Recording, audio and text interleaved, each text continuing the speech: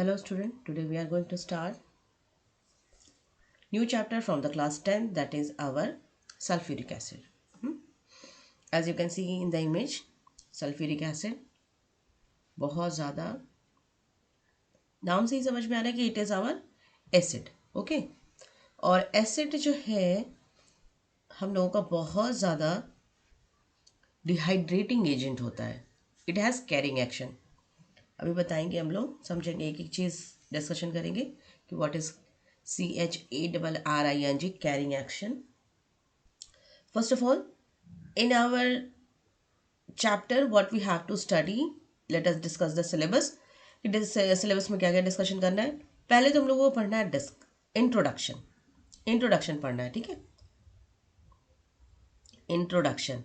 कोई भी कंपाउंड में first of all we have to study the introduction, और इंट्रोडक्शन में ही हम लोग अपना क्लियर कर लेंगे physical property. Okay, physical property introduction में ही स्टडी कर लेंगे physical property. After that preparation study करनी है हम लोगों को, कि preparation and always do preparation of any compound by 2 methods. हमेशा कोई भी प्रिपरेशन अगर हम करेंगे ना, तो कोई भी केमिकल कंपाउंड की प्रिपरेशन करेंगे तो हमें 2 तरीके से स्टडी करनी है. फर्स्ट हमें करनी है लेबोरेटरी प्रिपरेशन, और second is our industrial preparation, that is our commercial preparation.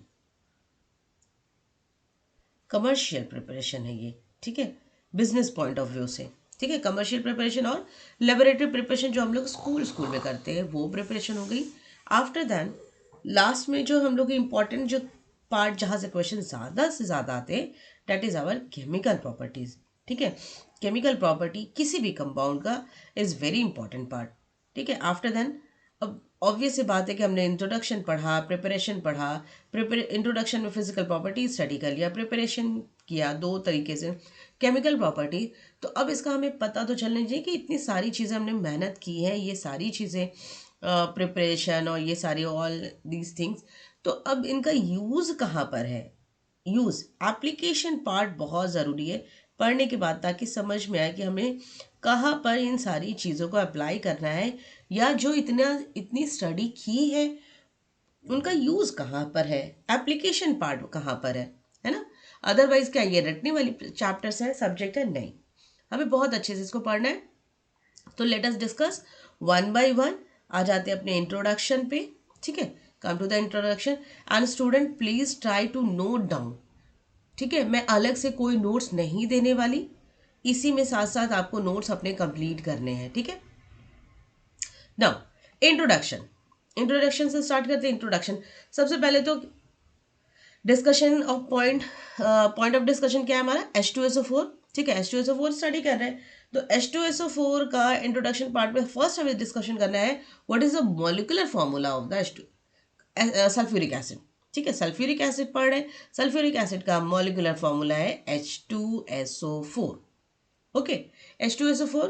And what is the relative atomic मास. तो रिलेटिव एटॉमिक मास कैसे आप लोग डिटरमाइन करोगे.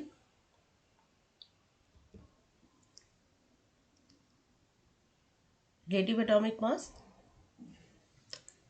क्या क्या है हमारे पास, हाइड्रोजन है, सल्फर है, ऑक्सीजन है. ठीक है, इन द प्रीवियस क्लास, ठीक है, आपके इसके पहले की क्लास यानी कि क्लास 9th में you already have studied how to determine the relative atomic mass. कैसे निकालते हैं आपको पता है, लेकिन एक बार फिर से क्योंकि कंपाउंड की स्टडी कर रहे हैं तो हम आपको एक बार बता देते हैं कि H2SO4 के रिलेटिव एटॉमिक मास.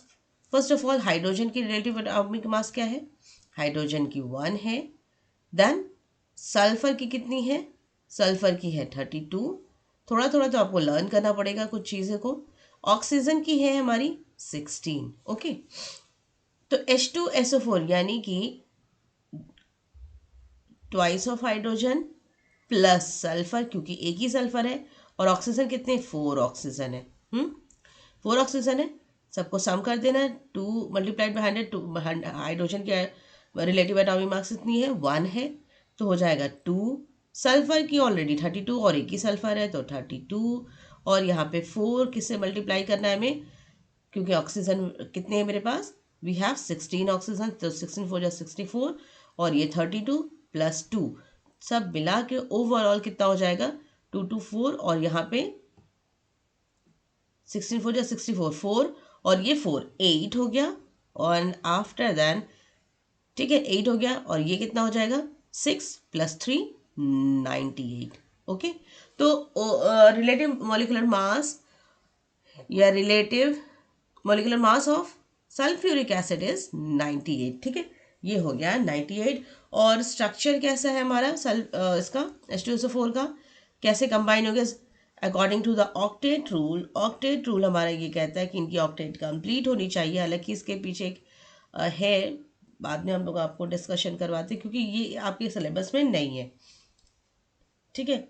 यहाँ पे मेरे पास हाइड्रोजन है, देन हाइड्रोजन के साथ oxygen, then hydrogen. After that ये जो बॉन्ड है ऑक्सीजन और ये जो रिप्रेजेंट कर रहा है is something different. This is the overall structure of the sulphuric acid. Sulphur के साथ 4 ऑक्सीजन और ये हो गए 2 हाइड्रोजन ठीक है।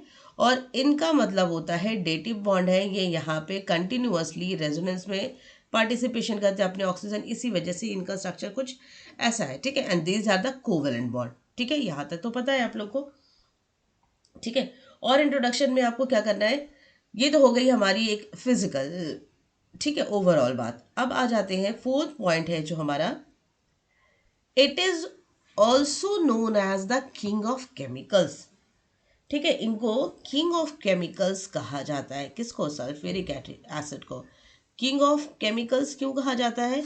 क्योंकि इनसे बहुत सारे कंपाउंड्स हम लोग प्रिपेयर करते हैं। पहली बात तो ये खुद लार्ज क्वांटिटी में प्रिपेयर होते हैं, लार्ज क्वांटिटी में ठीक है। और आफ्टर दैन इनसे कई सारी लार्ज क्वांटिटी में खुद ये प्रिपेयर हो रहे हैं और उसके बाद में इनके थ्रू यानी कि H2SO4 helps in the production of other acids also ठीक है। अदर एसिड को भी वो प्रिपेयर करने में हेल्प कराते हैं। तो अदर एसिड्स अदर कंपाउंड्स को वो प्रिपेयर करता है, इसलिए इनको कहा जाता है king of chemicals. Important point है ठीक है। After then king of acid के बाद में हम कहते हैं इनको मिनरल एसिड भी कहा जाता है। They are also called as mineral acid. Note down all the points one by one. They are also called as mineral acid. Why they are called as mineral acid? इनको mineral acid क्यों कहते हैं? They are called as mineral acid because it is derived from the earth crust. Derived from the earth crust. मिट्टी से मिलते हैं। Derive from the earth crust, मिट्टी के अंदर से मिलते हैं इसीलिए। और मिट्टी के अंदर से जो भी चीज़ें हमारी काम की चीज़ें, जो भी मेटल के साथ जो भी चीज़ें कंबाइन होती हैं ना, उनको हम कहते हैं मिनरल्स ठीक है, जो हमारी यूजफुल चीज़ें होती हैं। आफ्टर देन हो गया हम लोगों का सल्फ्यूरिक एसिड को हम लोग ऑक्सी एसिड ऑफ सल्फर भी कहते हैं। ऑक्सी एसिड ऑफ सल्फर, क्योंकि इसकी प्रिपरेशन हम H2SO4 है, ये सल्फर के इन्वॉल्वमेंट से ही सल्फर का ऑक्सी एसिड के साथ का कॉम्बिनेशन से हमें सल्फ्यूरिक एसिड मिलता है, इसीलिए इनको कहा जाता है ऑक्सी एसिड ऑफ सल्फर ठीक है। और एक चीज़ है, स्टार्टिंग में जो अल्केमिस्ट से ठीक है, alchemist called it as oil of vitriol. इनको ऑयल ऑफ विट्रॉल भी कहा जाता था। क्यों? They are called as oil of vitriol because ये प्रिपेयर किए जा रहे थे, ये प्रिपेयर जो किए जा रहे थे, ये ग्रीन विट्रॉल से इनका प्रिपरेशन किया जाता है। अभी तो हम लोग कॉन्टैक्ट प्रोसेस से प्रिपेयर करते हैं सल्फ्यूरिक एसिड को, लेकिन इन द स्टार्टिंग एरा जब सारी केमिकल सारी एलिमेंट्स की डिस्कवरी हो रही थी, तो उस टाइम में इनको हम जब प्रिपेयर कर रहे थे तो हम इन लोग को प्रिपेयर करते थे ग्रीन विट्रॉल से ठीक है। और ग्रीन विट्रॉल से प्रिपरेशन की वजह से इनको कहा गया they are called as oil of vitriol ठीक है। तो why they are called as oil of vitriol in the earlier? because we prepare the sulfuric acid, we prepare sulfuric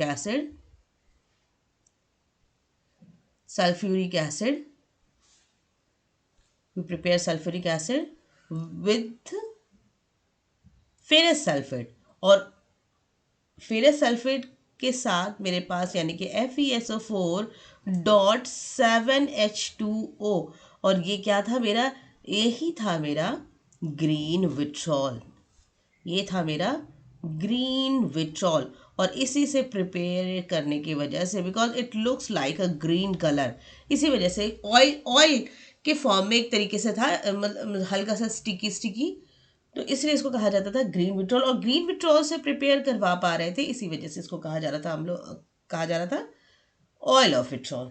ठीक है, तो इसकी रिएक्शन कैसी थी, कैसे हम लोग प्रिपेयर कर रहे थे, प्रिपेयर करने का मेथड ये था, FeSO4.7H2O।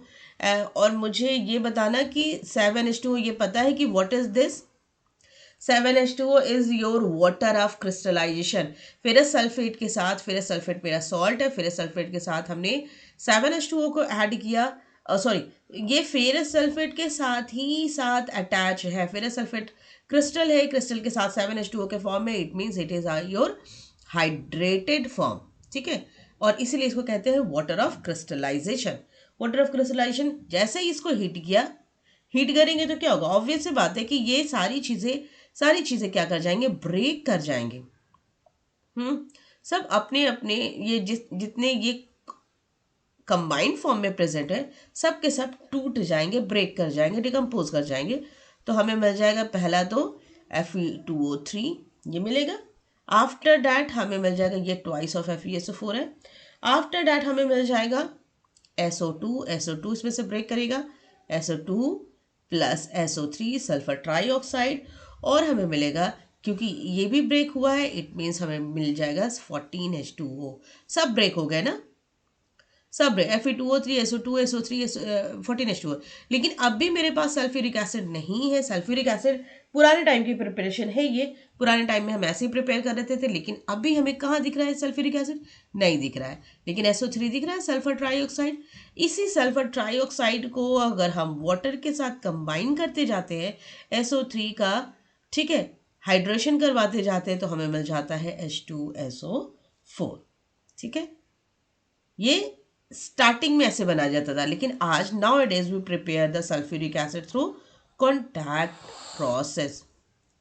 ठीक है, कॉन्टैक्ट प्रोसेस, और इसीलिए इनको इनको किंग ऑफ केमिकल भी कहा जाता है, कि बहुत तरीके से हम लोग लैब में देखें, मोस्टली ज़्यादातर चीज़ें हम लोग सल्फ्यूरिक एसिड से ही प्रिपेयर करवाते हैं। ठीक है, कंबाइंड स्टेट में ये कैसे, किस फॉर्म में एग्जिस्ट करते हैं, ये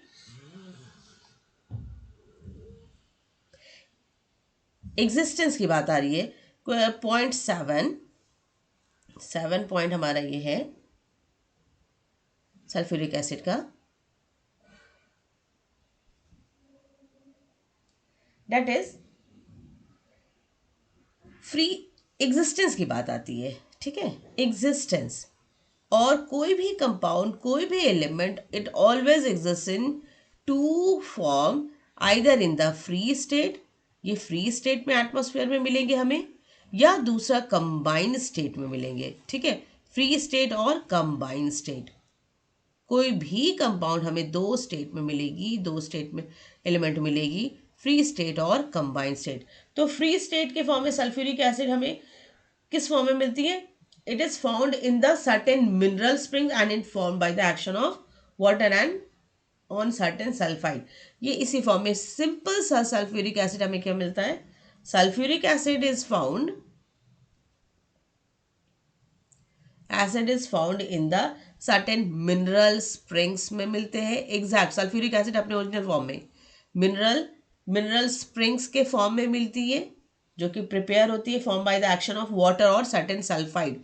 जैसे यहाँ पे हम लोगों ने सल्फर ट्राईऑक्साइड और वाटर की रिएक्शन से H2SO4 बनाया, तो यहाँ पे कुछ सल्फाइड्स जो है वो हमें S2 minus sulphides plus H2O के रिएक्शन से हमें सल्फ्यूरिक एसिड मिल जाती है। कंबाइंड स्टेट में ये किस फॉर्म में मिलती है, कंबाइंड स्टेट में हमें मिल जाती है, ये कंबाइंड स्टेट में it is found in the form of, it exist in the form of barytes. ठीक है, बेरियम सल्फेट जिसको कहते हैं, बेराइट्स के फॉर्म में मिलती है, एंड देन जिप्सम बेराइड्स जिप्सम कैसे राइट, कैसे राइट, इन सब के फॉर्म में मिलती है। And the formula is BaSO4, फिर जिप्सम है CaSO4 dot twice H2O, and then magnesium sulphate MgSO4 dot H2O। I hope कि आप लोग को यहाँ तक समझ में आया होगा introduction part of the sulphuric acid, और ये नोट्स भी साथ साथ कंप्लीट कर जाओ। In the next class we will do the discussion for the preparation of sulfuric acid. Okay, till then take care and goodbye.